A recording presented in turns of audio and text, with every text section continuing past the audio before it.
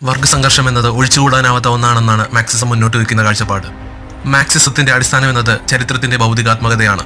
ഈ ചട്ടക്കൂടിനുള്ളിൽ നിന്നുകൊണ്ട് Karl Marx മാനവിക സമൂഹ ചരിത്രത്തിലെ 5 ഘട്ടങ്ങളെക്കുറിച്ച് വിവരിക്കുന്നുണ്ട്. ഇതിൽ ആദ്യത്തെ ഘട്ടം എന്നത് പ്രിമിറ്റീവ് കമ്മ്യൂണിസമാണ്. ഇവിടെ സ്വത്തുക്കൾ പൊതു ഉടമസ്ഥതയായിരുന്നു. ഈ വ്യവസ്ഥയിൽ സമൂഹത്തിലെ അംഗങ്ങൾ തമ്മിൽ സാമൂഹിക വിഭജനം നിലനിന്നിരുന്നില്ല. എല്ലാവരും തുല്യരായിരുന്നു. പ്രിമിറ്റീവ് കമ്മ്യൂണിസത്തിന് ശേഷം വരുന്ന രണ്ടാമത്തെ ഘട്ടമാണ് സ്ലേവ് ഓണിംഗ് സൊസൈറ്റി. ഇവിടെ 2 വർഗ്ഗങ്ങളാണുള്ളത്, അടിമയും ഉടമയും. ഇതിനുശേഷം ഉരുത്തിരിയുന്ന അടുത്ത ഘട്ടമാണ് ഫ്യൂഡലിസം. ഈ വ്യവസ്ഥയിൽ 2 വർഗ്ഗങ്ങളാണുള്ളത്, ജന്മിയും കുടിയാനും. ഇവർ തമ്മിലുണ്ടാവുന്ന വർഗ്ഗസംഘർഷം ഈ വ്യവസ്ഥിതിയെ തകിടമറിക്കുകയും തുടർന്ന് ക്യാപിറ്റലിസം അഥവാ മുതലാളിത്ത വ്യവസ്ഥിതി വരികയും ചെയ്യുമെന്നാണ് കാൾ മാർക്സ് പറയുന്നത്.